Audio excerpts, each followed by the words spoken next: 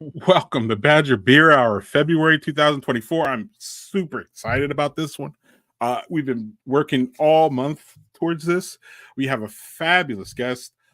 His name is Phil Dawson. He is the Great Dane's Chief Information Officer, co-founder, and assistant brewer.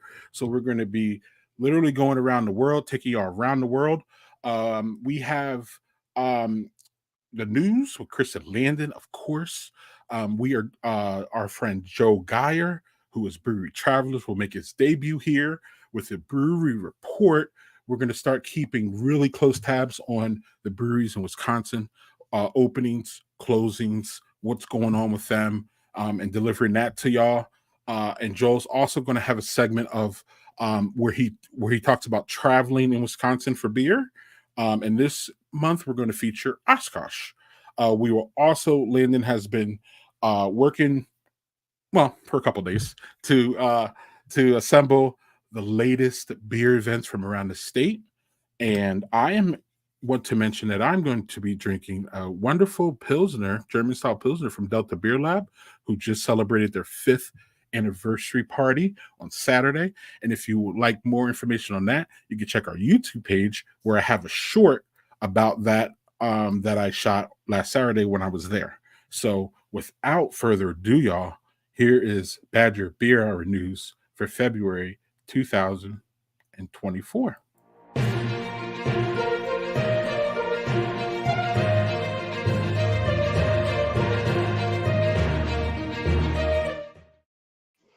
Chris, Landon, how you doing, man?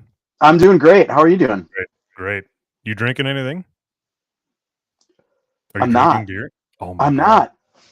What a loser. What? This is the news segment. You can't start. Slacking me yet. Ah, I drink during the news. So, Chris. I know. Usually do. I do too. I just wasn't. This is not the most prepared the Beer Baron's been for the news segment. No, I mean it's good stuff. It's good stuff, but it's going to be a little more off the cuff than usual. Maybe. Yeah.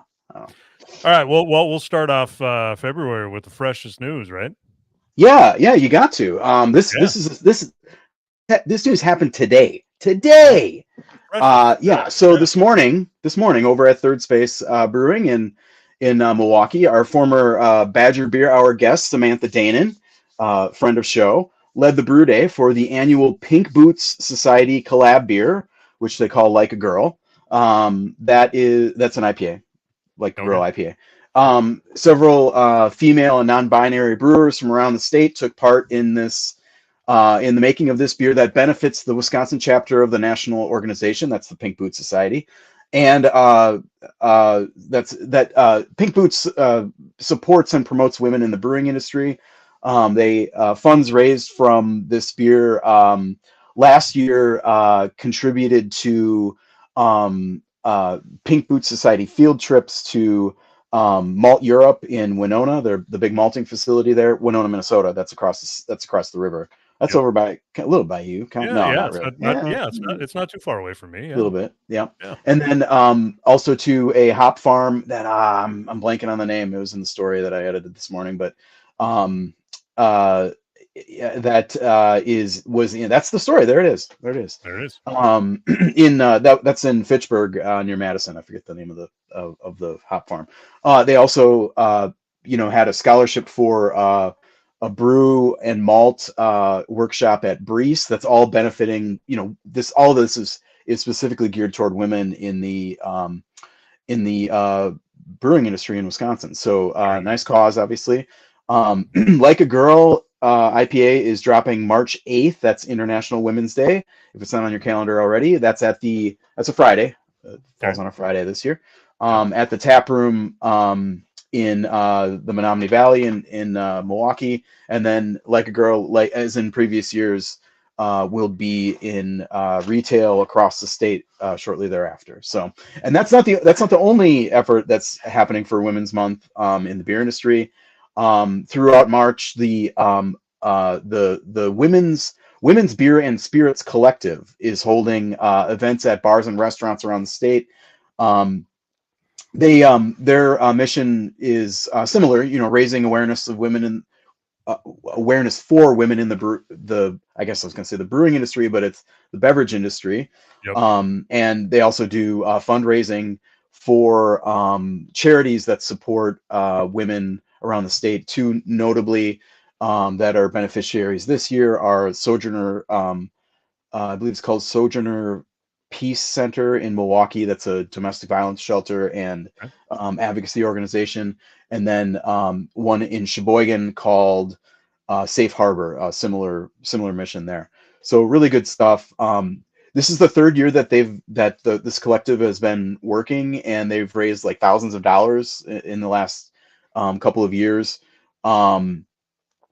It was and this is the first year that it's expanded to include spirits companies. But there are brewery members and spirits and kind of like beer adjacent businesses that are also involved.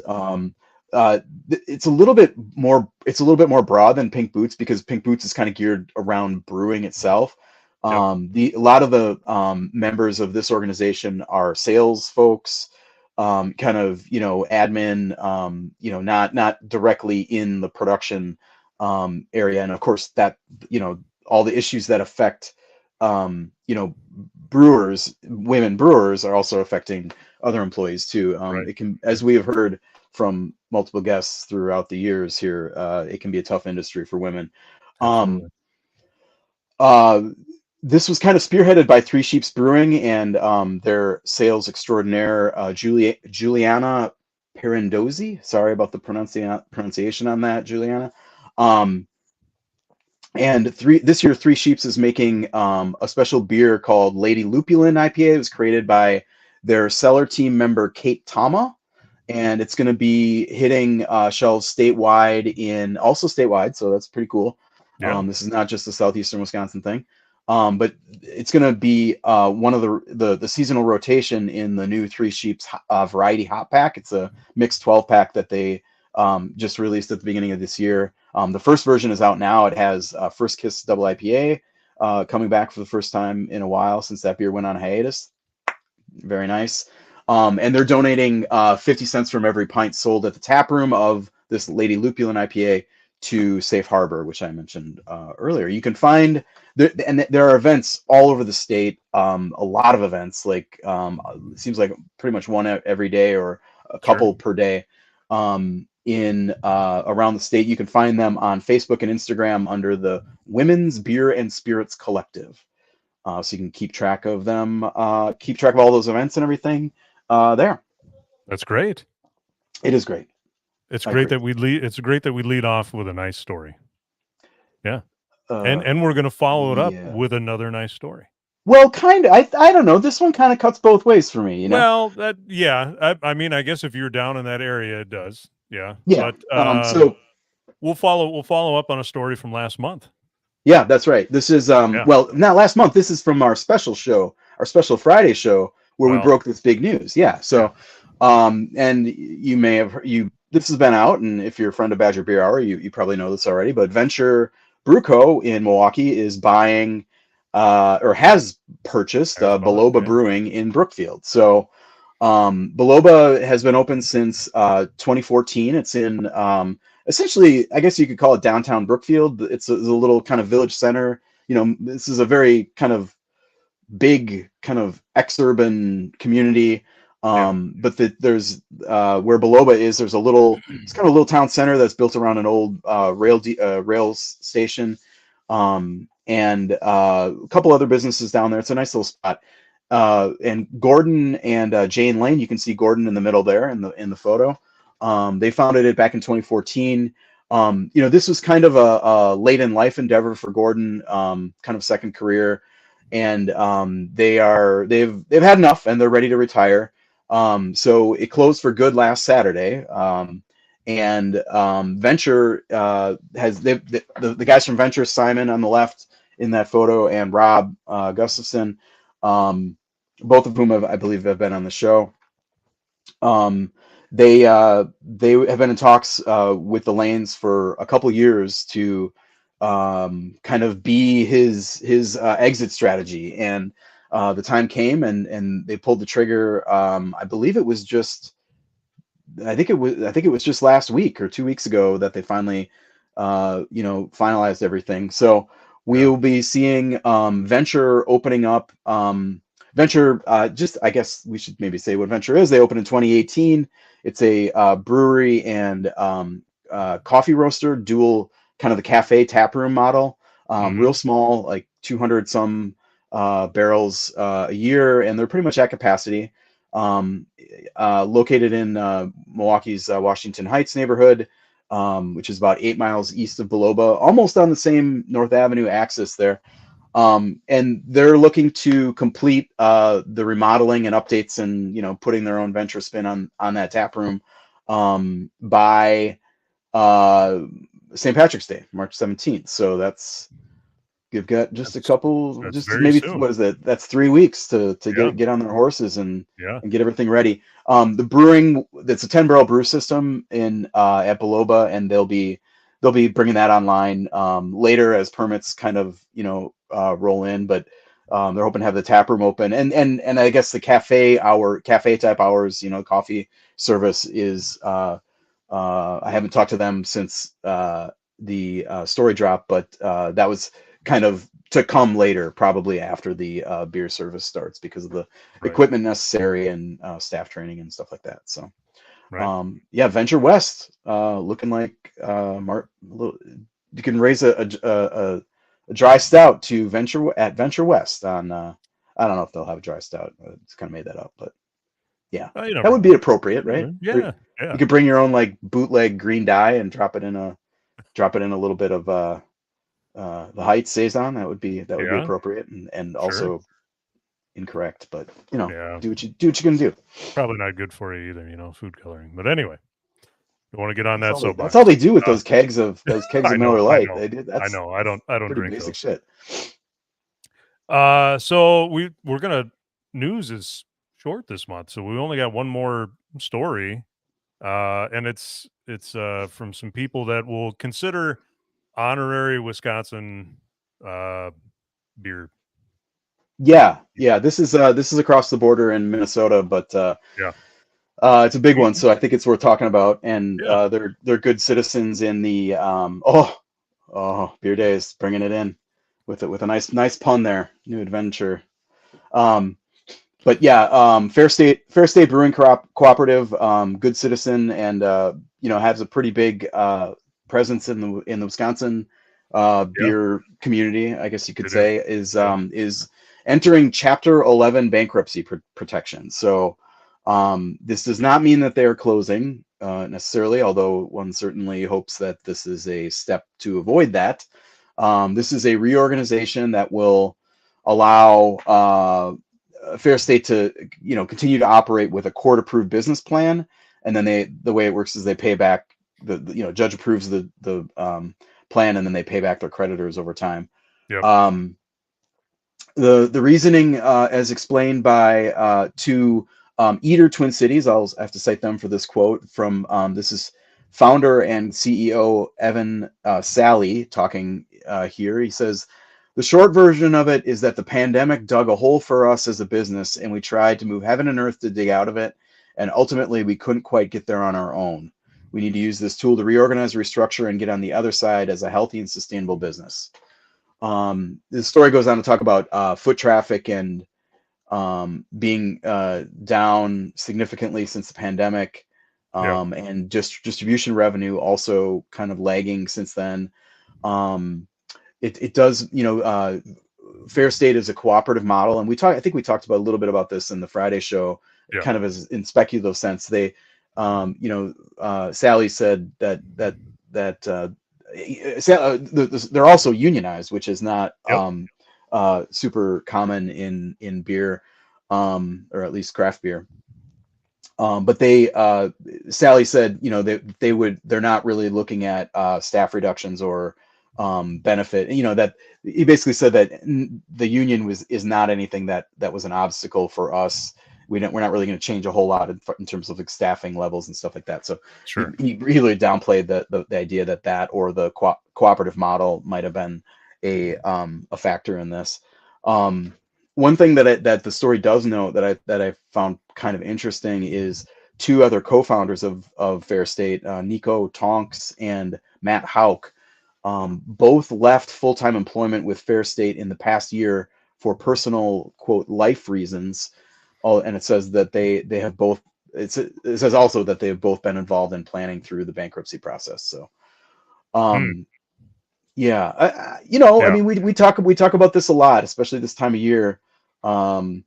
If you need to support breweries that you care about, if you feel like there's a brewery that has that shares your ethos, or you really like their beer, or you like their tap room, or you like whatever reason you like a brewery, this is the time of year to put your money where your mouth is, and support that.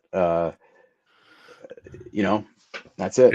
It's a tough time in the Twin Cities area right now. There's a lot of breweries that are closing for various reasons. So is that so? Yeah. Do we have some breaking no news here? No breaking news. It's just they've been kind of falling. We all kind of held our breath after we kind of came out of COVID a little bit, and hoping that all the breweries would survive, and a lot of them did. And I think we're starting to see now the effects that it had on many of them. Yeah, so. we have talked a fair amount about this on the show, that we were all expecting kind of like a rapid bloodletting, and we didn't really see that. We didn't even the last couple of years. No, it's been pretty slow, and it felt like maybe the normal. I mean, there's a couple hundred breweries in Wisconsin now, and the normal like casualty rate of businesses you'd expect to be right around where it's been. Yep. But I do worry that this is we're not done. We're not done with this. So no. But I don't know. Maybe that's too sour of a note, because the business has always been tough, and you hope. Yeah. You hope. Yeah. But so that is Badger Beer Hour news for February. You got to do it, Landon. You're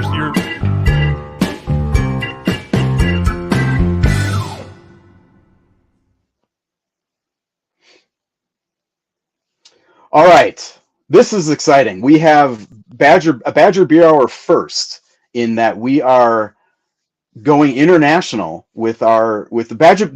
Badger Beer Hour is all about Wisconsin, but today we are going to be talking about beer in Japan, and I'm delighted to be joined by Phil Dawson, who is the spearhead of Great Dane Japan. And the Great Dane, of course, we know here in Wisconsin, we know the Great Dane as the one of the first, if not the first, brew pubs in the state. Downtown Madison, now locations in Wausau and a few around the Madison area. A classic, and now in Sendai, Japan. So here we are. And Phil, through the miracles of global technology, Phil is taking time out of his Thursday double brew day to talk to Badger Beer Hour. So we really appreciate. When you said you've got a double brew day today, I'm like, oh. Well, it's fine though. We'll have to be off the brew deck, All right. So Phil Dawson, tell us about how did this happen? How did Madison to Sendai, Japan happen? What's the deal? So there's just been so many connections through the years. Basically, it's been at least a 10-year journey to get to this starting line, where we just opened January 19th. So we've been open for a month basically here in Sendai.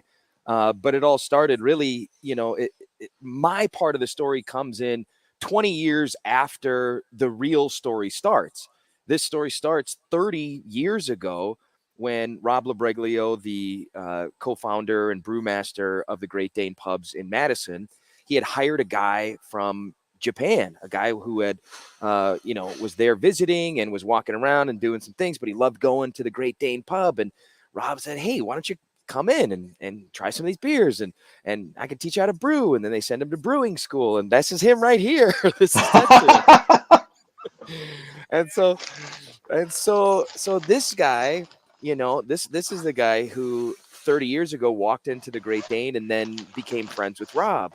And so this friendship had started, and a couple years later, he has to go back to Japan. So we're talking about like 1994, 96, 1996-ish, right? They opened in 94, 1996, he has to go back. And this is the same time in Japan, and the beer scene in Japan, when the government deregulated what making beer for breweries was. So you had to have a certain amount of beer you had to make. And in 1996, they deregulated from like 200,000 barrels. So there were only 5 breweries here for 75 years to making, 500 barrels to get a brewery license to start operating as a brewer. And so the landscape started changing in 1996 here, but it wasn't very good beer. There were a lot of businesses just getting involved, would hire a guy from Germany to come in, be a brewmaster for a couple of months, and then boom, out they go. And now you have craft breweries here, but none of them are really making high quality beer. And so that's 1996, right? That this starts happening. And it turns out Rob's brother lived in Japan for a decade and teaches in Kyoto, and still works here on occasion. Once every couple of months he's here. His best friend lived and worked here in Japan and wrote travel guides for Tokyo and Kyoto. And so that connection was already there for Rob, right? And but it had slowed down over the years. It had slowed down over the years because, they're opening up these other brew pubs. They're growing as a business, and a lot of this stuff is changing, and their business is growing to the point where, in Wisconsin, there are laws that you can only own and operate so many brew pubs. There's a maximum amount of beer you can actually make as a brew pub in Wisconsin. So my career, as you know, Chris, and you were a fan and a listener, and we engaged with each other quite a bit. I was in radio and television, and I like to credit you for calling out some of my we could get into this. We're calling out some of my beer choices, but a lot of the beer that I would get would be like free beer from distributors. Like I was on a radio show, so we were sponsored by, Miller Lite or Bud Light or whatever. So I'd just get a bunch of free beer and just drink all that beer and tweet it out. Like, oh, I'm drinking free beer. And you're like, why are you drinking that? And so sure enough, this venture into craft beer as a fan started for me. This is probably, I don't know, 2010 or 2011, something like that. And so I get really into beer. You are a big influence on that, just like taking beer more serious and studying it and learning about styles and flavors and this and that and all the great stuff that goes when you start nose diving into beer. And I absolutely loved it. And then I got married. So my wife is Japanese. We met in Madison, Wisconsin, and we would then start taking trips to Japan. And it dawned on me like the 3rd or 4th time visiting here that like, what is going on with beer here? Why don't they have any like craft beer? You're at a restaurant and they have 10 wines, they have 12 sakes or nihonshus, and they have shochu, but they have 1 beer on tap. And you're like, what? And you ask for another beer. Do you have something else? And they're like, well, you want a can? Like, no, other beer, do you? And so this started that nosedive into like what is happening in Japan. And by the time I started reaching out to people in Japan, like brewers and making connections over here, and, like sending pictures of what like Woodman's looked like, like here's the beer aisle at Woodman's, and taking pictures of thousands of different. It's like a 6-minute long video just panning through. Yes. Yeah. And seeing all that. And so that just led to this realization, like, I got to do something with beer. This is my future. I have to do something. And so, like I said, I'm doing radio and television at the time. And once or twice a week, I'm doing these shows, like coaches shows or recruiting shows, sports shows at the Great Dane, Hilldale, or the Fitchburg one. And so I'm there each and every week looking around like, you know what? They need something like this. And so that's when I get introduced to Rob, and I start telling him like, I think this thing, and I want to do this in Japan. And then he's like, no way. I want to do this in Japan. I'm like, no way. or can we actually do this? And he's like, you got to find this guy, Tetsu, the guy who kind of peeked over his shoulder. So I looked him up, found him on Facebook. I'm like, hey, man, I just met with Rob and we want to do this brewery thing in Japan. What's going on? He's like, I've been waiting for this for 30 years. Let's do this. I can help. I want to do it too. And so it just like expanded and exploded into this, to what you see here now is like, whoa, this that is amazing facility. That is not a baby brewery behind you. Can you tell us a little bit about the brewery itself? I mean, this is not. Greg, show us the exterior. This is a big brewery, right? I mean, it's not like a big certainly Japan big brewery, but so this is like 1,000 square foot facility. Does that sound right? No, 10. No, that's too small. Square meters. We use meters here. Yeah, that's quite a bit bigger. That's like 9 times bigger. Square feet is what my apartment was. Yeah. But it's huge. So we have a 30-barrel brew system and a 3.5-barrel pilot system that we use to mainly supply to our tap room. We have 16 beers on tap, and we have this 30-barrel system to provide mainly our cans of our flagship products. And right now we have 4 or 5 different cans we're trying out to the general public to see what's going to stick. And this is one of them. This is Great Lager. This is a easy drinking lager that fits the Japanese profile. I think we had just a touch of hops to it to add some aroma. But otherwise, it's like just a silky smooth, easy, crisp drinking lager. And it's that's kind of our flagship product for the mass Japanese market versus because what has transpired over here recently, and not recently, in that 10 years that we've been growing and trying to make this happen, is that the craft beer industry has expanded quite significantly here. And so we're trying to position ourselves as a leader in this growing industry. Right. So talk a little bit about that. Like I imagine you described this kind of almost like basically the end of, similar to what happened at the end of Prohibition in the United States, like the number of, I don't know, it's probably different, but basically the field opens and all of a sudden craft beer can be a thing, but the early adopters are not really up to the standard. So can you kind of describe how that, what that restaurant that you described having one beer, what does that look like today? Compare contrast to the American kind of craft beer, what we're familiar with here, and kind of what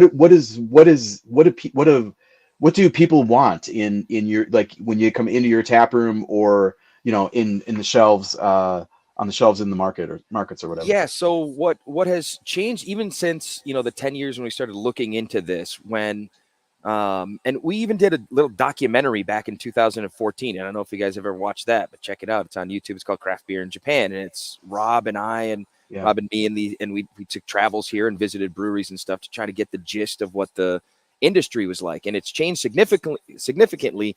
For example, in Tokyo at that time, in 2014, you had to travel 30 minutes on a train to get from a place that had craft beer to another place that had craft beer. This is the largest city in the world, right? Now, at each stop on the Yamanote line, which is the main train around Tokyo, you can, in walking distance, there's 4 or 5 places you can get a craft beer, And so this is a significant change. But again, it's still a niche, and those are small niche places for craft beer fans. And the craft beer fan here in Japan is significant enough to support the industry, the entire industry, right? Because all of these people are supporting, the lower amount of breweries and tap rooms, et cetera, but there's a high demand for it. So they're willing to pay premium prices and they want it. They can't get enough of it. So it's really like what it was 15 years ago in America, where the demand is so high for it, and the production and the high caliber of beer isn't available everywhere. So you really have to seek that out if you're a craft beer fan, even though more of it is available. You know what I mean? Yeah. But the general public is still what is it? What is craft beer? What are we learning about here in, it's really a learning experience for new people into craft beer. And so we're right on this, introductory phase. We want to have introductory kind of phase beers to bring more people in, and then they can go find and seek and pick their favorites, and maybe they find a brewery they like. But we want to be that entryway, that gateway to craft beer. So we're very, like the Great Dane is in Madison, very family friendly. We have great food, and our beers are, our first round of beers, we've brewed a month, we had a month worth of beers, and mostly our Great Dane recipes that, are very familiar and very, very approachable, easy drinking. Like that's what we're trying to hit here, because just that education needs to go up to where then people can start making that dive into all the crazy stuff. Then you have the craft beer fans who are like, give me sours, give me this, give me that, give me all this, give me all the hops you can. Do people want hazy IPAs over there in Japan? Oh, they're huge, of course. Yeah, of course. Okay. It knows no boundaries. Chris, huh? Especially me. I want to. So one of the things that I found really interesting with the cans that you showed, or that Greg showed, I guess, is like the Great Dane branding is there, which is interesting. Like, does it have, do people know that this is? I mean, I assume they do, because it has English letter, I mean, tell you what, like, is this like American craft beer to them, or is that cool? How does the brand play? So what's interesting is that beer that you're showing, that's the Great Lager recipe with the can art that's used in America. We don't use that same logo here. This is to make that understand to the American public that this is the Japanese version of this. So we have very plain white, what could I say? Like a distinct can, right? Mm-hmm. And it looks basically similar to this. I would pull. Hold on, I'll get it. Hold on. Just wait. Oh, cool. Oh boy. So there it is. So that's the Great Lager can that you're showing, but this is ours here. Okay. So but I mean, like that's got I mean, it says, I can read that Great Lager right there. Yeah. Yes, exactly. All in English. So they definitely know. And our story is here in Japanese. Okay. And so we're really selling the fact that our company has 30 years of experience in the American craft beer industry. And that's why you can trust us as consumers. We're going to make great beer for you. And so so the branding is starting here. We have an idea that, we'll have like 6 different, we're calling this kind of like a white label. We'll change this for, I'll get it for you. Hold on. This is happening live, folks. This is happening live. So Phil has been, I met Phil when he was working at, he was like the sports talk radio host on my favorite show on the station in Madison, the Big 1070. And, he's called a national game, national, NCAA Final Four games for like a national, kind of the alternate, national audience. He's done a lot of like sports broadcasting is kind of his first career. So this is why it's like, to me, it's fascinating to like see this huge, like complete left turn, which I guess that happens a lot in beer, but you don't usually see it happen all the way across the all the way across the globe. All right, what do we got here? Okay, so white label with orange. That's our amber. We got an amber, Chris. Can you believe it? Dude, ambers are coming back, man. They're back, man. So like, there's some difference in branding here, but this is a white label. And then we have this one is a specific beer. Great Dane Akio Onsen. I'm out of breath now. What is tell us about the red label there. What's special about it? So this red label here is called Akio Onsen Uegari Pilsner. That's what it says down here. This says Akio Onsen beer, Uegari Pilsner. Uegari is after a bath. So where we're located in Sendai is at a place called Akio on the name, right? And you can see the dog in a bath. Okay. Yeah, he's in a spa. So the area we're in is a hot spring resort town. So these giant hotels with like outdoor hot spring hotels or hot spring pools. Okay. And so this beer is a beer only for this area. We won't release it outside the area. And it's made with rice that's from our neighbor. So it's basically like the Great Dane German Pilsner with rice. And so it's delicious, easy drinking, just for this area. And then you make a cute little logo because now the hotels can put it in their gift shop and have something cute to bring home, you know? That's great. All about cute. Tell tell us about where Sendai is, and you know, you mentioned Tokyo being like, you know, potentially one of the biggest markets in the world for stuff like this. Sure. Sendai is kind of close to that. Sendai is so. I don't have a good scale of Japanese geography, so kind of run us down and kind of what I guess what the business plan and, you know, what the hopes are for this brewery becoming, you know, the like the Sierra Nevada of exactly of Japan. So maybe. Sendai is, and again, because you don't have high speed rail like we do, Sendai's 2.5 hours, 2 hours, maybe hour and a half north of Tokyo by bullet train. Okay. It's a 4.5 hour drive, but everyone takes the train anyway. So it's an hour and a half on the train from Tokyo. And it's the largest city north of Tokyo on the main island, The main island's called Honshu. Tokyo is the biggest city. The next biggest city to the north is Sendai, where we are. And then you have Hokkaido, which is a different island up to the north where Sapporo is. That's the largest city north of Tokyo. But then you have Sendai in the middle there, which is on the same island. Anyway, the northern region where we're located is called Tohoku. And this is like 6 states, right? Yeah, look at that. 4 hours, 43 minutes by car. But you can take a train. It says 3 hours, 14, but that's not true.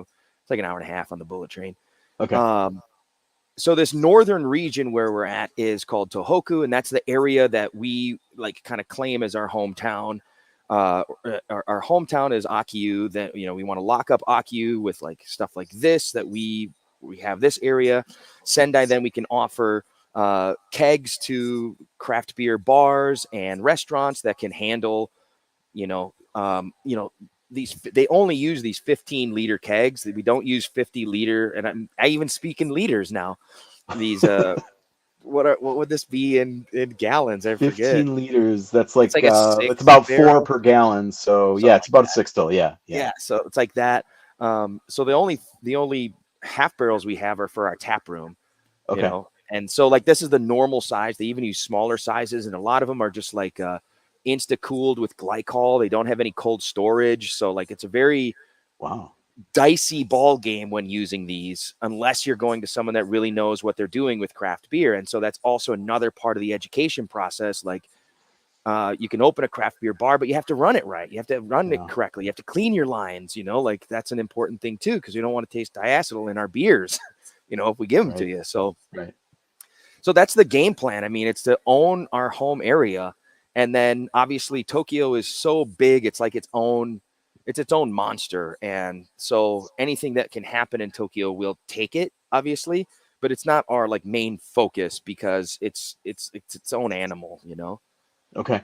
How it's been, you said it's been about a month since opening? Yes, we've been open for since the 19th. So it's the 22nd. And that's like the tap room opening. Is that the official kind of? Yes. How has it been? I mean, like, what are you guys running out of beer, or what's? We ran out of. So our kind of 2 flagship products are that Great Lager, which you've had, and then you may know it as Summer Stash, right? That's it's a seasonal session hazy IPA that is sold in Wisconsin. Mm-hmm. So we call that our everyday IPA here. Same recipe, but it's I think it's like 4.2%. It's very easy drinking, approachable. So those 2 beers sold out, and we're like back. We have to get We're like, they're like, God, we need more. And so that's why we're doing a double brew day today. Because it's not only our tap room, and then we have we have to get it in cans for for people to order online. Online is another big part of the business here. And It is. yeah, online's huge part of the business, partially because there's no 3-tier distribution here. So we can distribute anywhere by ourselves, or just like with what we call Sagawa would be UPS. So UPS can come pick it up in a cold truck, deliver it to wherever it needs to go. So like there's no middleman involved, which is a really nice thing, but it also limits your actual distribution. And then you have like, they have distributors here, but then you have to tier your beers at different rates, and you know, profit margins and all this kind of stuff when you're using them. So, you know, from us to the consumer is the best price for both of us. And so that's what we'd like to do. And so online's a big component in that, both ordering just like cans for people, or businesses ordering directly from us. Wow. Okay. How, like, what's the, I mean, this has got to be exciting as hell. I mean, just It is. I mean, 10 years of kind of building toward this, and here we are. So, I mean, what's kind of the outlook? I mean, I don't know, how are you feeling about all this? I'm feeling great. I'm feeling overwhelmed. I'm feeling like, I don't know. I have the imposter syndrome. Like, I don't know what I'm doing. I'm just trying to do it the best that I can. Like I spent just last week, I spent 4 days in Portland at Level Beer, because they have the exact same canning line that we have.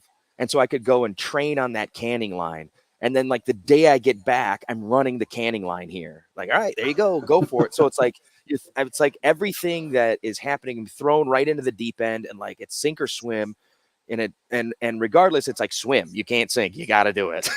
So, Right. you know, and you roll with the punches, and I couldn't be more, you know, I feel so lucky to be in a position that I'm working with professionals who are so good at what they do. Like Rob is such an amazing brewer and teacher, and like just generous guy that, you know, shares knowledge, shares everything that he can, because he knows that it's for the good of the company. Like anything come on, I'll help you out. What do you need? Let's do it. Let's do it together. Let's have fun. Tetsu is the same way. Tetsu, the brewery, met 30 years ago, who, by the way, crazy story for him. So in 1996, he moves back to Japan, right? And he goes to work for this brewery called Yaho Brewing. And Yaho Brewing is now the largest craft brewer in Japan. And he helped create this beer called Yona Yona Ale, which is now the #1 selling beer in all of Japan. This guy made it, the first batches of it. And now they got bought out 30% by Kirin. So they have mass distribution all over the place, you know, and craft beer fans are like, you know, they're crafty. They're not really crafty. You know what I mean? It's just like some things translate from English to Japanese Right. pretty well, huh? Right, exactly. It's the same thing, but it's a great beer, and like they're really good. They're a good company and all this kind of stuff. And but like he's an amazing person. #1, that's where it starts. Like he's just an amazing person, and he's the guy that, so he went into the wine industry and was importing equipment. So he had all the equipment connections and all the building connections, and he has to shoulder all this load because he's the one that is Japanese and has to make all these conversations happen as well. So he's just like shouldering all of this just so we can do what we want to do. Like that's an amazing thing. Also, I don't know if you know this, but the guy who's running our restaurant is Shinji Muramoto from Muramoto Restaurants in Madison. Oh, yeah, sure. He Madison. moved here to open up our restaurants and run our restaurants. It's and like, you know, this guy is so good at making food and being like, you know, a in the limelight celebrity chef kind of thing. He's so good at that it draws people in as well. Like he's an amazing draw in our kitchen, in our restaurant, because he's, you know, he'll make you something so good you can't even like, hey, what is this? It's so good. And does the do the people of Sendai and your customers there, did they know about Wisconsin? Like is Wisconsin kind of part of like the like say you mentioned the restaurant, like the menu or any kind of like you know, beyond just the beer and the, you know, the kind of knowing that, hey, this came here from there, like yes. So we our #1 selling item in our restaurant the first month have been cheese curds.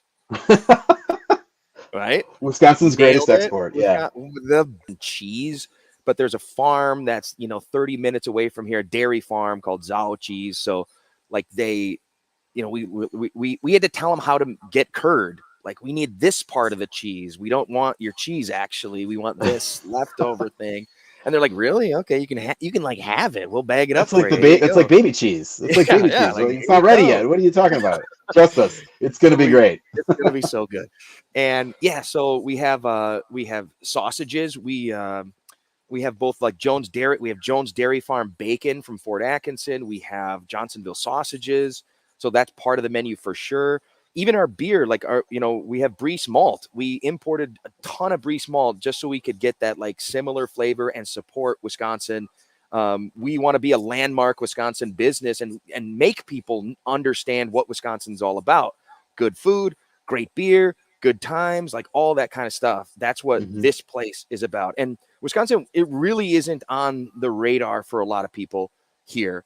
They know, the general public, I would say, like Chicago, it's probably, York, right? New York, Chicago. Yeah, you have to mention Chicago. Like, oh, okay, kind of. Where is it? It's freezing there, right? It's just so cold, and you're like, yeah, it is. And so, yeah, it was so like that's also part of the educational process. Like it's all this is. It's like this big educational kind of push to things that we know and love and want to share with others. Amazing. All right. God, Phil, great. It was great to talk to you. Thank you for taking the time out of your brew day. Yeah, let's see there. All right. So again, dang, that is a brewery, man. I'm gonna switch to my my phone cam and I'll walk you around. How about? Yeah, so great. Awesome. Give us the tour. Hold on. Okay, I don't know if I can hear you, but can you hear me? Yep. Cool.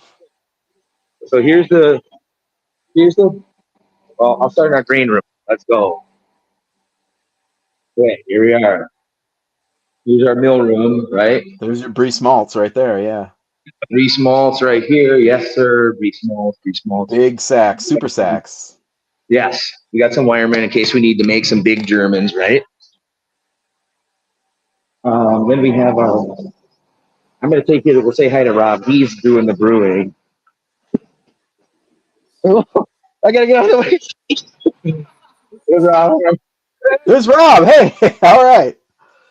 This is a Zoom. She's all the brewer here. Sorry. Okay, so yeah. This is the big system, Wisconsin Brewers Guild. All right, representing. Represent. How big is that system? What's the what are the specs on it? 30 barrels with 3 vessels. Okay. Primo, and right? And then here's the pilot system, which is 3.5. Pilot system fermenters. Wow. Fermenters for double batches on the pilot system, so 7-barrel fermenters. These are 30-barrel fermenters, 60-barrel for double batches. This is a separator centrifuge, and then bright beer tanks. And then we do have a flash pasteurizer. And for cans that are going to go outside of Sendai. So we don't know how long they'll sit on the shelves potentially. So we want to limit anything bad that could happen. And then here's our canning line, which I know how to run. Dude, this is a hell of a brewery. Like, I mean, full capacity. Is this like a 10? Like, I don't know. Am I looking at like a 9,000 barrel brewery here, or something like that? Yes, exactly. Like, really? And then here's like, a restaurant. Oh, awesome! Oh, it's beautiful. And it's very snowy here today. And like, so again, we're in this like village, and this will be I don't forget it. Like in the hills, snow, trees, and that'll be a beer garden in the summer. And we have I'm agape, Phil. This is amazing. It's super awesome. Little mezzanine area here. And then a big like Instagram spot. Wow. Awesome. How cool is this? Yeah, so come and visit. Yeah, I think so. All right, we're putting it out. We're putting it on the travel. Joel, Joel's gonna have some a little bit of long distance to his next Wisconsin brewery here. I got to show you this too. Last two things. So we have, I don't know if you can see this, like a big, Awesome. big thing called brewing, and then this is hard to see because of the light, but like it's a map, and here's Wisconsin. You can see this, and then like what is Wisconsin and the Great Dane. Awesome. So cool. And then we have like pictures on the wall too, of Wisconsin. Farmers I don't know if you market. know the Yeah. photographer Zane Williams. He sent us these amazing photos that we could share and be like, yeah, we're Wisconsin. Oh, that's great.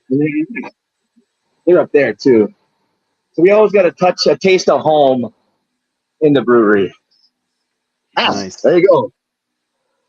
Wow. Great Dane Japan. All right. Well, Phil, this is going to be the Badger Beer 2 hours tonight. I have a feeling. So, but thank you for sharing. Mugged by the brewer, the brew team. We did it. Hang it up. Thank you for sharing the Great Dane Japan story. Congratulations on the big opening and the success so far. It's beautiful. I'm glad we could see. Glad we could. And hey, and like you get some credit for this, Chris. You know, because you helped get me into beer more, take it more seriously, start understanding it. You know, I'm a big fan of yours, as you know, and I'm a big fan of the Badger Beer Hour. You know, I'm a big media guy, so like I can't wait to actually go back and listen to some episodes. I love all the Wisconsin like podcasts. I think I heard you on the New Glarus one, and there's the Carbon 4 guys are doing a podcast. It brings a taste of home here in the beer world. So I'm really happy. Well, I'm really glad you could be a part of Badger Beer Hour here, Phil. This is amazing. Yeah, that's not a little baby brewery. This is the real deal. So congratulations to you and Rob and the whole team there. Wow.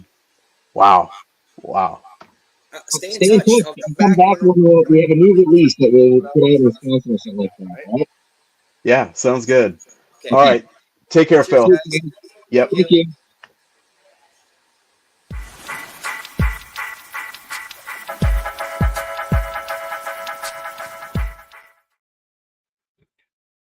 I don't know how we follow that up, but we're going to try. I want to welcome my friend Joe Geyer to Badger Beer Hour. He is the Brewery Travel. You've probably seen him on Instagram or Twitter as Brewery Travels. He is a friend of ours. Chris and I have been on his podcast. So without further ado, we're going to bring Joel on here. What's up, Joel? And yeah, like you were saying, we go from featuring a Wisconsin brewery, opening up a beautiful facility in Japan, and now I have to try to follow that up with just some fun facts and figures. So kind of good luck with that there. But we have some visuals at least, so hopefully to spruce it up a little bit for some folks. But it's going to be kind of an introduction to this segment moving forward, I suppose. Absolutely. And a little bit of intro, and I'm going to dip and let you do your thing. But we want to start giving y'all a report on what's the status of Wisconsin breweries. There's a lot of influx, as Chris talked about, in Minneapolis, Minnesota, and the same thing's really happening here with Wisconsin, where we have some openings, we have some expansions, we have some closings. I mean, it's just all over the board. So given your prowess in visiting breweries and your knowledge and your enthusiasm about breweries, we brought you on the Badger Beer Hour as someone who can talk specifically about our breweries and just feature them. So without further ado, Joel, I'm going to let you go, but I just wanted to thank you for joining our crew. We absolutely welcome you wholeheartedly here, and I hope the audience will enjoy not only learning more about you and Brewery Travelers, but also what you're going to bring to Badger Beer Hour. So thanks, Joel. I'll see you in a little bit here, and Absolutely. I'll let you roll, buddy. Nice to see, Absolutely. nice for you to be here, and yeah, good luck following up that last segment. That was absolutely, for wow. sure. Yeah, so I know that if you have not been with us the last couple weeks doing my appearances on the last couple shows, but we're going to learn more about myself, I'm sure, later on if you don't already know about me. Currently, we are going to be kind of diving in. This is a project that Greg kind of approached me about in terms of actually trying to keep track of the number of breweries. And it's not as cut and dry as you may think, as you will soon see, kind of based off some of the graphics that we'll be pulling up here in terms of when you're counting breweries, in terms of what counts as a brewery, what do you have different categories for different types of locations.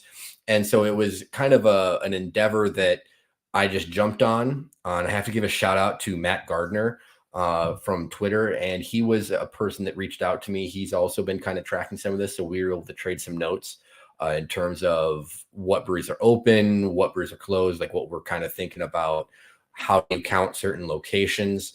But yeah, Greg, do we have the, there we go right there. Perfect. State of Wisconsin breweries. So future editions of this discussion will be possibly shorter, but I kind of want to go through what these figures mean. So the number of breweries essentially means places that you go and you're visiting, and it's the primary brewery location. So when you think of a typical brewery, this is the number that you are thinking of. Additional tap rooms and locations is exactly what it sounds like. It is essentially where a brewery opens up either a satellite tap room or even a second brewing facility that they brew at. And that's the key to keep track of. Just because there's another brewing facility, it's still the same brand, it's still the same owners, et cetera, et cetera. And then where things can get a little hazy, pardon, the little bit of a pun, is the other category. And the other category is where we kind of have to distinguish what are we counting as a brewery and what are we not counting as a brewery. And just to kind of give a couple examples of things that we included in the other category as of now, Pilot Project Brewing, for those not familiar that may not be from the Milwaukee area. Pilot Project Brewing is originally from Chicago, but they opened up a much larger facility, taking over the Milwaukee Brewing facility near the Pfizer Forum, just outside of downtown Milwaukee. And they operate as a brewery incubator, where essentially Pilot Project is their own brewery. They make their own beers, but they also bring in kind of smaller name breweries that do not have their own facilities, whether it's because they just don't want to take on the financial responsibility of that, or it is really expensive and very difficult to open up your full-fledged brewery on your own. And so Pilot Project essentially allows these small breweries, sometimes that are only made up of one or two people, to come in and brew beer on a commercial system. And that beer is then served in the same tap room. And Pilot Project also with the marketing, and the breweries are all individual. Like, they all have their own branding. They all have their own marketing, their own merch. So they are separate businesses.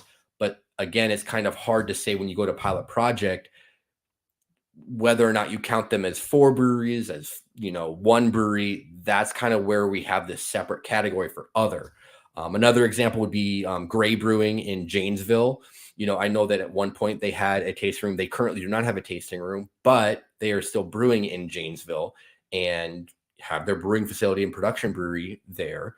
And so there's a couple other examples, but I don't need to go through every single one. That gives you kind of a general idea of what we are currently picturing in terms of the other category, because obviously that phrase is very broad and can cover pretty much anything.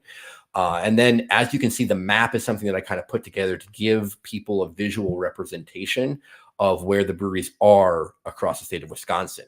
It's pretty straightforward. It's a gradient. So the darker the shade of green, the more breweries there are. It should not be a big surprise that Milwaukee and Dane County lead the way. And yes, 34 in Dane. There were, if I pull up my notes here on that, there were 5. So there's 27 individual, and then there were 5 additional tap rooms and 2 that we included in the other category. So Those are obviously the two they're kind of spearheading the way in terms of number of breweries, production, all that. And then there aren't really any other big surprises. Brown County, where Green Bay is, if you're not, familiar with Wisconsin geography, Waukesha County, which is the most major of the suburban kind of Milwaukee area. And then, from there, Outagamie, which is up again, kind of just around the area up by Green Bay, kind of Appleton, Neenah, that kind of general area. And then the other thing I wanted to make sure to note was that as of now, there are 10 breweries in the state that do not have a brewery of any kind. And there are a couple there are obviously several, as you can tell, that only have one brewery. But as of now, there are just only the 10 that do not. So that's kind of a basic rundown, in a baseline, I guess you could say, moving forward, and we will be able to provide updates. And as with the updates, we will then include kind of the information on, okay, what's opening, what's closing, do we see more growth or more losses in certain parts of the state, which, as you can probably imagine, are mostly going to be concentrated on Milwaukee and Dane, but it will be fun to kind of see if we see any other breweries kind of pop up instead of those white areas, or even the very, very light green areas where the population is not as dense, but I'm sure there is still demand for it. But yeah, I think it's a very cool kind of time to be following the Wisconsin breweries, because I know we talked about the fact that coming out of COVID, we have seen breweries kind of struggle. And I think this is still to show that craft beer is very, very strong. 270 locations in the state of Wisconsin is pretty awesome.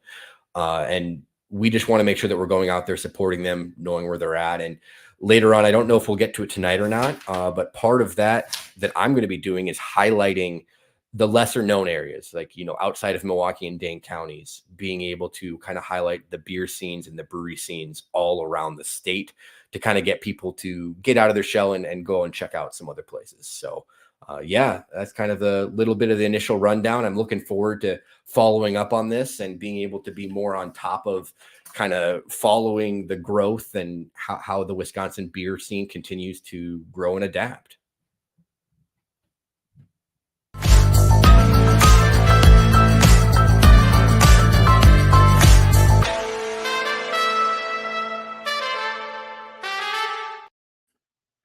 What a show, Landon. What's going on? Yeah. Well, speaking of the beer scene in Wisconsin, Yeah. we've got all sorts of beer events. Let's go. Yeah. So coming up this Saturday, Mhm. New Barons Brewing Co-op is hosting a onesie dance party from 8 to midnight. Yeah. You can dance in your onesie. I it can only- only It I only can only costs you, imagine. it'll only cost you $10. Excellent. I Yes. wish I could get there. I wish. And New Barons has great beer, by the way. Yeah. New yeah. Barons. I don't know if you've ever had it. Great beer. Good beer. Good times. Had them at Lager and Friends with Chris last year, and I was really blown away by them. And they're a co-op too, so there's a lot going on with them. Yeah. But that sounds like a lot of fun. Dancing in your onesies. We covered this last month, but I want to make sure I cover it again because these guys actually submitted this event to us. So coming up also this Saturday, Flannel Fest in Janesville. There we go. General admission features over 90 craft beer tastings, unlimited access to games. They'll have a cornhole tournament, lazy man run, which sounds like my sort of thing, homebrew competition, Mhm. live entertainment, food vendors, and it looks like $59 will get you into that deal. So if you like flannel and you like beer and you're somewhere near Janesville, Let's go. that is your place to be. Yeah. Let's go. Wait, why am I not on- Thank you to, and I don't remember who submitted that event, but thank you for doing that. Excellent. We will support anybody who submits events. Yes, we will. Yes, we will. Coming up this Sunday, so an event on Sunday. So I'm gonna be very slow and concise about how I say this. Vuck Finter, and it has an umlaut. So Watch your Vuck- mouth, Lynn. I This know. is a family show. Vuck Family show. Vuck Finter. It returns to Ray's Wine and Spirits That's down in Chris's neighborhood. This is an outdoor party, and it will feature more than 33 Floyds and War Pigs brews, including a few Dark Lord varieties and a fantastic Cimmerian Sabertooth Berserker Imperial IPA. Say that 5 times fast. The party runs from noon to 5. Yeah. 30. Wow. Yeah. Wow. Okay. Cool. Chris will be there. I don't know. I don't know if he'll be there, but he'll be on a bender. Well, right. Will you be there, Chris? I will not. Lame. Then we don't need to talk. We don't need to talk about it. This one coming up Saturday, March 9th. Chris is excited about this one. It's Pour Another Round Outdoor Beer Festival. It is at Badger State Brewing in Green Bay. It's only a 3-hour event, so 1 to 4. They're going to have 25 outstanding local breweries, unlimited samples, $35 in advance, $45 at the gate, $10 if you're a sober driver. They listed actually the breweries that are going to be there. So Anape, Badger State, of course, Barrel and Beam, Boulevard, Cocoon, Cool City, Copper State, Hinterland, Hop and Barrel, McFleshman's, Mobcraft, New Glarus, Noble Roots, Sabbatical, Skeleton Brew, Stillmank, Titletown, and then, of course, they said more. So it's quite a lineup they got there. Yeah, and Badger State, another place of great beer. Badger State. Yeah. Excellent. Yeah. And then we've talked a little bit about Bachfests in the past. We're not done with those yet. So West Bend is having their very first Bachfest on Saturday, March 2nd. That's from 11 to 5 in Regner Park in West Bend. They made this beer especially, actually 1840 Brewing Company made this beer for them. So you can get your beer poked. If you've never had your beer poked, it's a good time to go get your beer poked. If you are not into Bach beer or beer at all, they're going to have all sorts of other beverage options. Designated drivers will receive non-alcoholic drinks for free. That is my kind of party. And of course, you'll see on the screen there all sorts of other things going on. $15 advance tickets. My guess is it probably goes up to like 20 or 25 after that. That's very affordable. Yeah. And then we have an anniversary next, don't we? Yeah, Craft Creek Brewing 2-year anniversary. They are in Manitowoc. This is coming up on March 16th from 11 a.m. to 10 p.m. So a whole day party. They'll be opening up in the morning to celebrate. Great stuff going on all day. They'll be raffling off gift certificates, prizes, beer, and a 50-50 raffle. And then, of course, all sorts of beer. And I'm sure there'll be some special things going on there that day. Sounds like a good time. Yes. And the next one sounds like a good time, but you won't catch Landon and I anywhere near that place. Well, I wouldn't be there even if I was single. So this is for people looking for a date. Speed dating for people 45 and over. This is coming up on March 14th at from 4:30 to 6 at the Brewing Project here in Eau Claire. You can experience speed dating. They claim laughter. I don't know. I've never been on a speed date. Hopefully. So yeah, I would imagine Hopefully. they're going to have a food truck. You can sip their beer if you so choose to, and then seize the chance to meet the one or maybe make a friend. If you're 45 and over, though. 45 and over. Yeah, and it won't be the people in the picture there because they're way too young for that. Yeah. But that's the inside of Brewing Project. That is indeed the inside of the Brewing Project. Yes. So thanks, Landon. Excellent. So there's a lot going on this week in the city of Milwaukee, y'all. Yeah. And so I don't this is just a little quick screenshot of the 14 events that Milwaukee Magazine has accented for us. I would suggest if you are visiting Milwaukee or you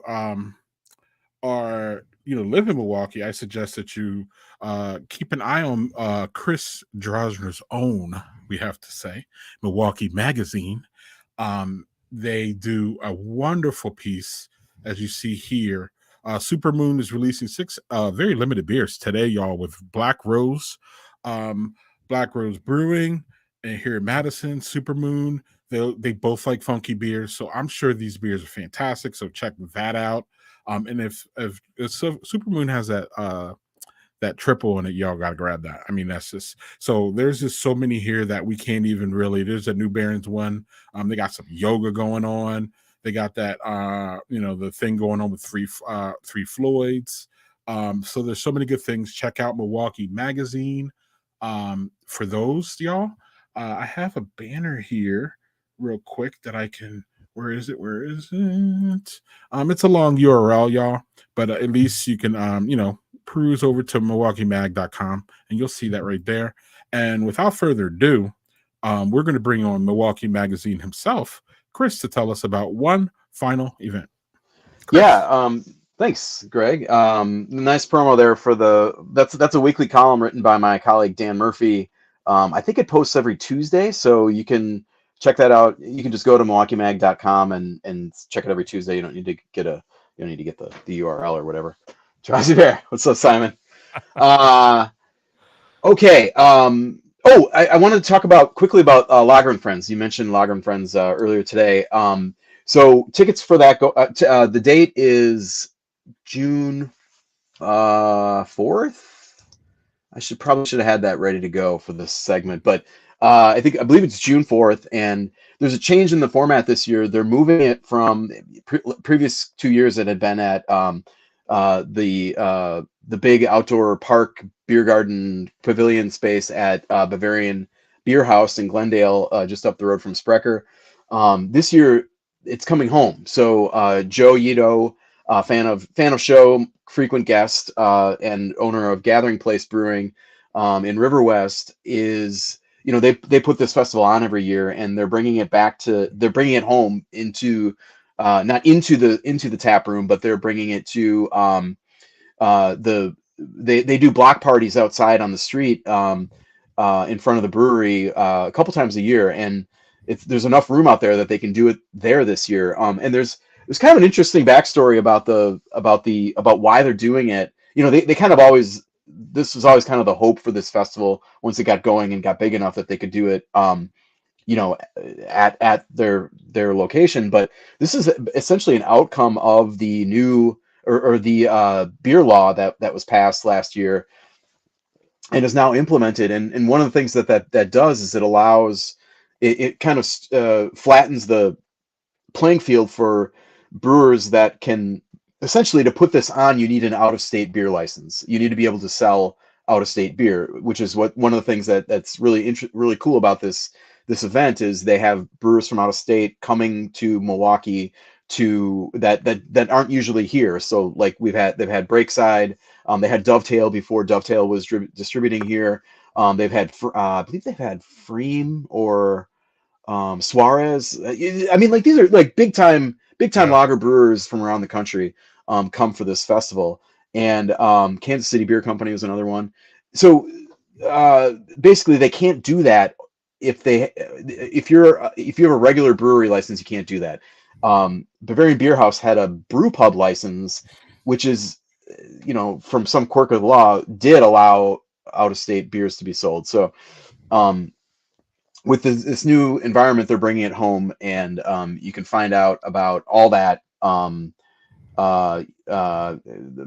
Blue tickets go on sale March 1st, which is next week, I guess. No, 2 weeks. So anyway, just wanted to give a plug for one of my favorite beer events of the year, and kind of explain some of the reasoning behind that, as told to me by Joe. So that's all. Very nice. Excellent. And with that, I want to thank Landon for we have so many events, and this is only February. I can only imagine we might have to have our own little separate Badger Beer Hour on Thursdays just for events. I mean, it's crazy. And it's Yeah. great because when we started during the pandemic, there were no events. In fact, there was not Right. even a segment, y'all. So cheers to that, and cheers to, getting back to normal, if that even makes sense, if there is that. So we're going to get back to normal and move on to our newest segment here on Badger Beer Hour, which is Badger Beer Travels, y'all. So we'll see you. Thanks, Landon. We'll see you in the last call here, real quick. And I need to play this.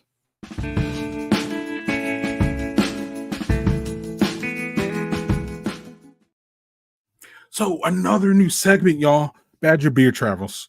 Again, having Joel from Brewery Travelers on board now. He has an extensive. The man has been to literally 1% of all the breweries in this country. 1% doesn't sound like a lot, but when you have 10,000 breweries, that's a lot. That's over 1,000, y'all. I mean, and even I can do that math. So without further ado, we're going to bring Joel back here, and he's going to talk about 3 breweries that he visited, and they make a nice little area there, Joel. Yeah, and it's 10%, Greg. Gotta get your math right, Greg. See, I don't even do the math right. No. This is why I'm going to introduce Joel, and then I'm going to real quick though, we're going to be doing this every month, hopefully, y'all. I'm really excited about it. Fit it in, and if we can't fit it in, like maybe tonight, they will live on our YouTube channel, so y'all can check them out there, as standalone segments. But without further ado, I'm going to get out of here and let the man talk. But thanks just pop up the map for me, and we can absolutely whenever you get that cue going, you tell me what to do, and I'll do that. But so I'll do that right after I get off of here. Yeah. But welcome to Badger Beer Travels, y'all. I need to get rid of that, and Joel wants me to put this up, and then I'm out of here. Yeah, because you don't need to look at me for this.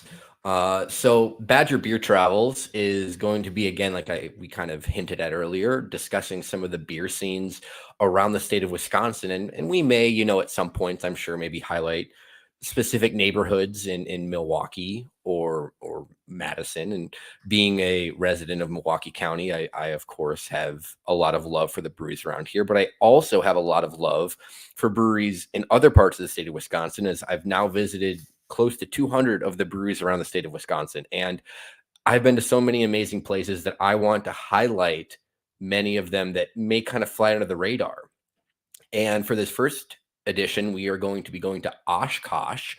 And if you are not from Wisconsin and are not familiar with Oshkosh, Oshkosh is a city on the western shore of Lake Winnebago, a little southwest of Appleton and Green Bay.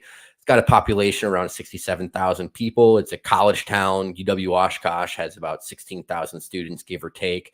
It's, nice little city there. And the history of brewing in Oshkosh, of course, similar to other places in Wisconsin, does go back quite a ways.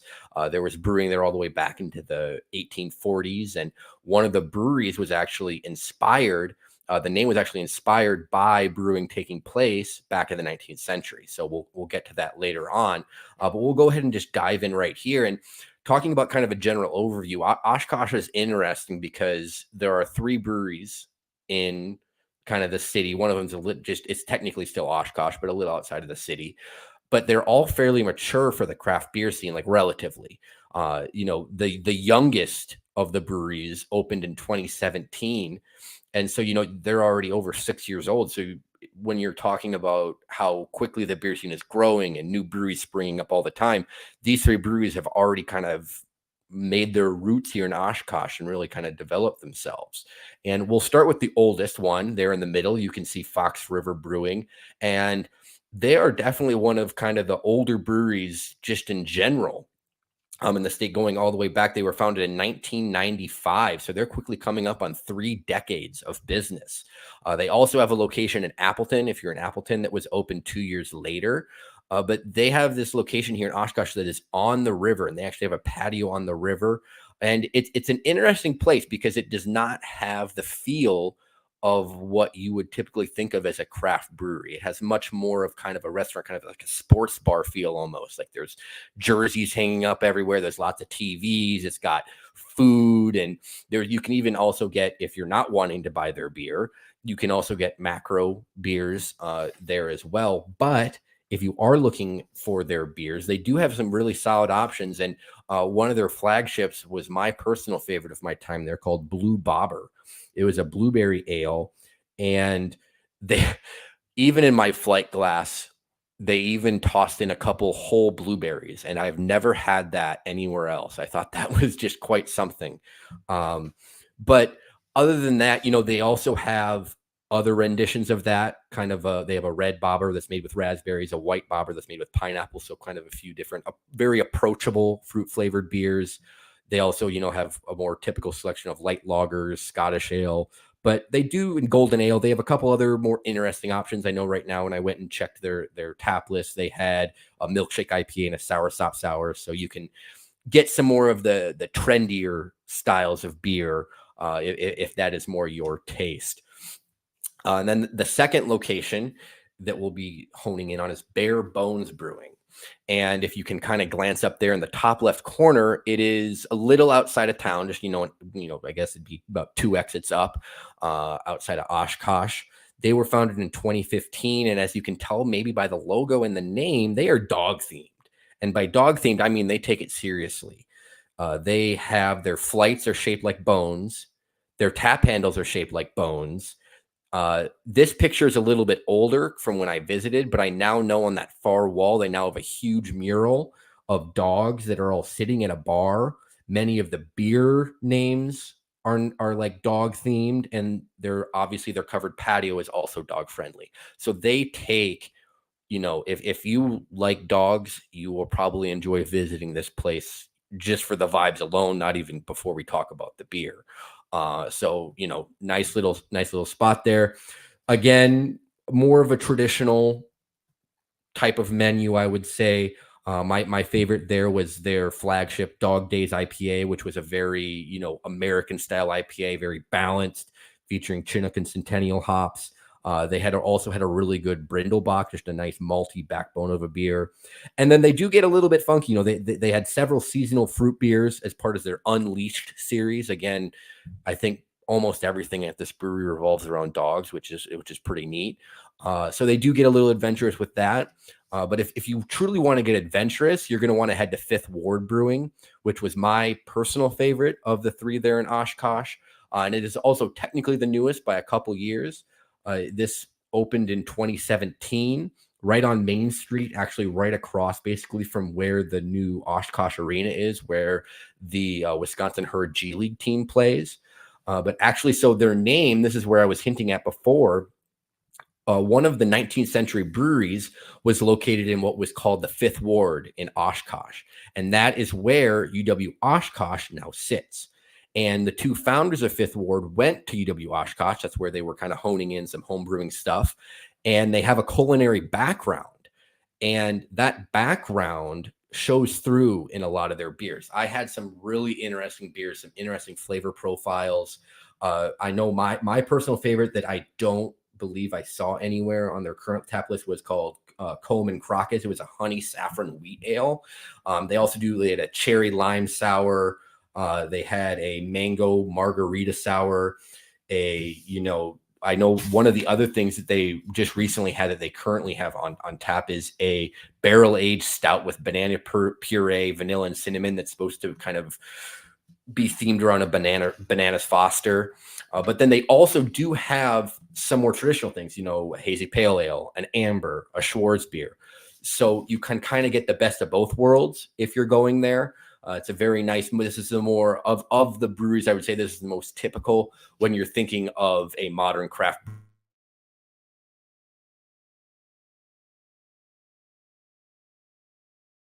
Got muted there for a second. Sorry about that.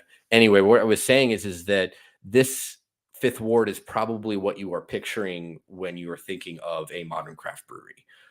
And I was very impressed with their overall selection, both in terms of quality and quantity. So that would be where I would lie. But again, it makes for a nice little trio of breweries that all provide very distinct experiences, which is, I think, important when you're talking about a small city's brewery scene. You know, you don't want to have 3 places that all kind of give off the same types of beer, the same types of vibe. You know, if you want to go and catch the game and, you know, have some food with some buddies, you know, Fox River is going to be a great place to have that. You know, you literally have a patio on the river. You've got TVs, lots of food, you know, options. It's a great place to go. And if you have someone that's a little more, you know, macro drinking, then you can get your craft beer while they order their Miller Lite or whatever they want. You know, Bare Bones is obviously a great place. If you have friends that have dogs and you want to go and enjoy some craft beer with your pups, that's another great location. And then Fifth Ward is right downtown, close to a lot of things, and you're able to enjoy kind of, you know, while also having some traditional things, some more out there, kind of more interesting recipes that are going to kind of push your palate. So that's kind of the overall, I guess, gist of the Oshkosh beer scene. And I'm personally really looking forward to highlighting more of these small cities and small towns around the state and what their beer scene is kind of bringing to the state as a whole, for sure. Thank you, Joel. Absolutely. That was amazing. And we look forward to more. And we also look forward to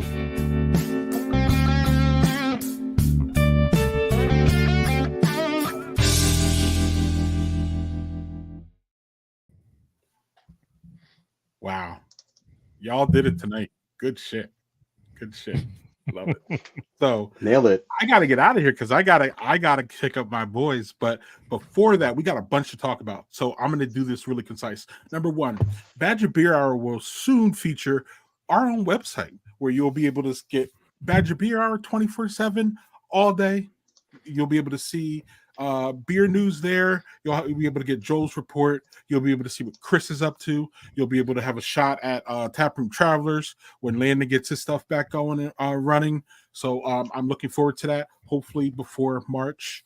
You'll keep an eye on all of our social media. We should be screaming and hollering about that soon.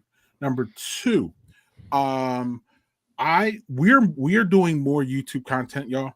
Joel and I are going to breweries. Well, actually, we all go to breweries. But Joel and I have been featuring our YouTube. We've been doing YouTube shorts. So last week I was at Delta Brewing Company. I'm sorry, Delta Beer Lab. Joel was at North Pillar right there. The new one there in Waukesha. North Pillar. So you can see those things on our YouTube channel. I'm going to be headed back out to the breweries even more. Y'all know I'm a high risk kind of guy, so I've been kind of weird about the whole COVID thing, but I'm feeling good, and I'll be getting back. So you'll be seeing those on our YouTube channel. You have to. You're sounding good, man. You got the pep. You got the pep back this month, buddy. Pep. It's great to see. And it's mostly y'all's fault, but that's all good. So let's see here. Let's see what my notes say.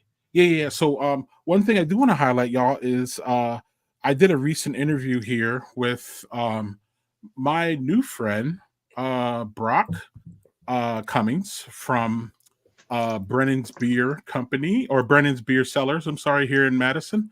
You can see there, Brock and I have a conversation, about a 20-minute conversation about what's going on here in Madison as far as what trends he's seeing in seltzers and beers and the THC things, and actually wine coolers, cocktails. We talk about all that. All that's adjacent to me, in my opinion, to this, because once you go down that craft beer aisle in any place, you'll see them all. And they're all very, they're nice things to have, because some of our, we're not all lucky like Landon, where his significant other loves beer as much as he does. In fact, Joel mine hates beer. So right, and it doesn't work that way for Joel and I. But ultimately, though, there are things that the significant other here likes in that same aisle. So we both peruse it, and she's like this with her THC seltzers, and I'm like this with my craft beer. So it's all adjacent. Check it out. Check out this interview, y'all. It's a pretty good interview, and we'll be having more of those going forward, talking to beer insiders about the trends that we're seeing here in Wisconsin. So without further ado, Landon, anything going on with you? Yeah, I think I touched on this when we took over your Friday stream, but I am sporadically doing some beer shifts, pouring beer down at Lazy Monk. So some Tuesdays, some Mondays, if you want to come see me down there. Otherwise, at the end of March, every Thursday, so starting I think March 21st, if that's a Thursday, my wife and I are going to be hosting trivia down at Lazy Monk. So every Thursday night, you can come play trivia for free beer. Pretty casual stuff, but yeah. Excellent. Yeah. Cool. That's Joel, cool. Joel, welcome. But y'all Yeah. have to keep it concise because I Yes, am I will literally be- running out of time. I was Joel, what gonna is going on say- with you? Well, I was going to say, yeah, if you're following me on Twitter or Instagram, I will hopefully soon be posting. A week from Friday, we leave for Hawaii. That will be I will become a 50 stater officially. Nice. It will be my 49th state that I've been to a brewery in. I'll be getting to Alaska this summer for beer. But otherwise, yeah, I'm really excited about getting there. We're doing an inter-island cruise. So we're going to be on 4 different, I will get to a brewery on 4 different islands, I believe is the current plan. So I'm really looking forward to showcasing that. And yeah, otherwise, just working on my own, working on my book, getting that stuff kind of squared away, and yeah, just plugging away and enjoying local beer as much as I can. Nice. All right. Chris, what's going on, man?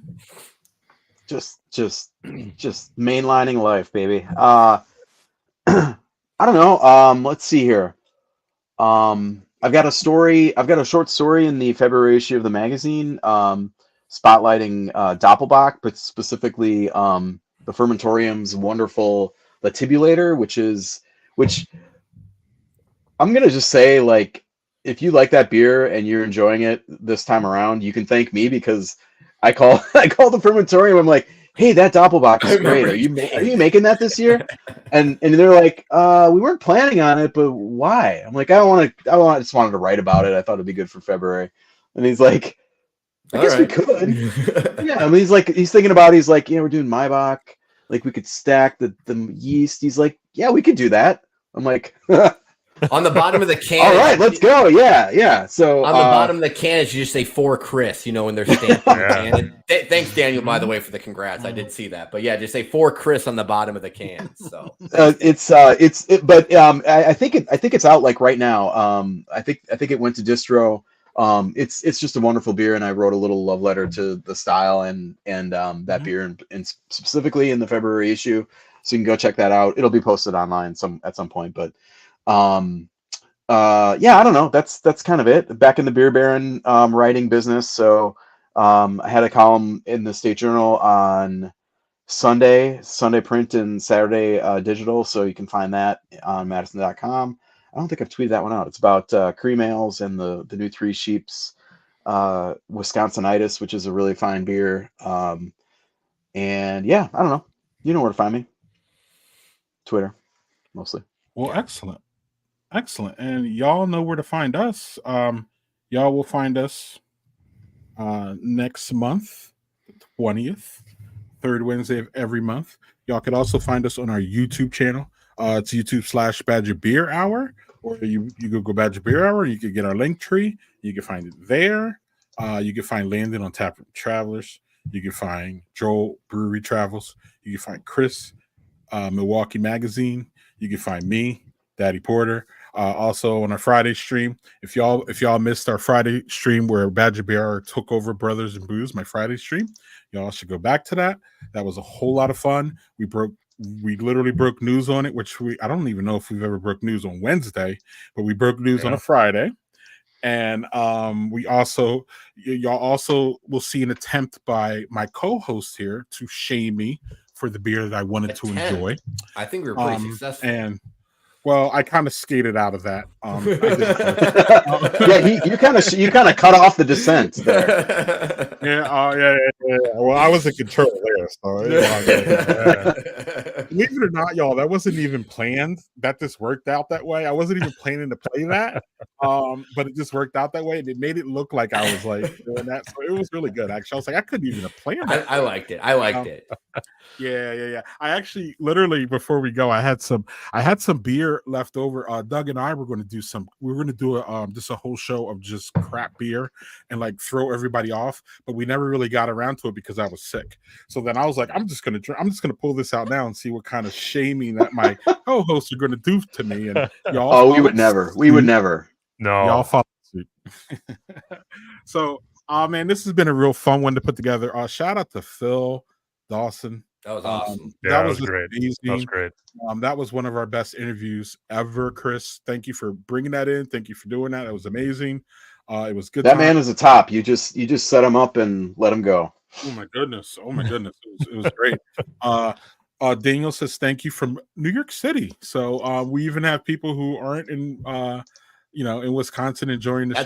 That's why I had to make sure that people knew where Oshkosh was, right? That's what it was, right. like that's why I had to like try to paint the picture. So everybody knows about Oshkosh, at least. Oshkosh Bagosh. Yeah, everybody knows that it exists. They're not really sure exactly. Here we go. what it is. Washington State. Yeah, There we go. Yeah. Look at that. I'm not sure where Swanson Skateboards is from, but he's in Wisconsin. He's one of my followers. Yeah. Good guy. All right. Excellent. And one last note before we get out of here. Beer Day says, do not sleep on Barley Pop's current tap list in Madtown. Quick, take a look. It's unreal. Shout out to Barley Pop. I don't know if anybody's been there. Fantastic list. They do a really great job. Good stuff. Over really there good by stuff. they do over there by where Starkweather is, which I think I'm going there on Saturday. The old what was that place that was right there, Chris? It was a Barriques, wasn't it? One barrel. Oh, are they in the one barrel space? Well, no. They took a different. It was a different up the space street. before. No, where right up the Starkweather street. was a different one. It was that was next door. Starkweather was but it's next right door, up the street though. They're almost like on the same street. I'm gonna in go that same look it little up here. East It's Washington. gonna bother It's next me door. now. It's next door, Yep. Joel. Next door brewing. Next door. Yep, that's yeah. what it was. Yep, that's what it was. Yep. And Beer Days verifies that. But anyway, y'all, time to get out of here. You got to bounce. Yeah, it was a great show, y'all. We did a really good job across the board. Proud of y'all. And on that note, we'll see y'all on March 20th. And yeah, y'all. I gotta hit this thing and bye, folks. Thanks for watching. Yeah. Cheers.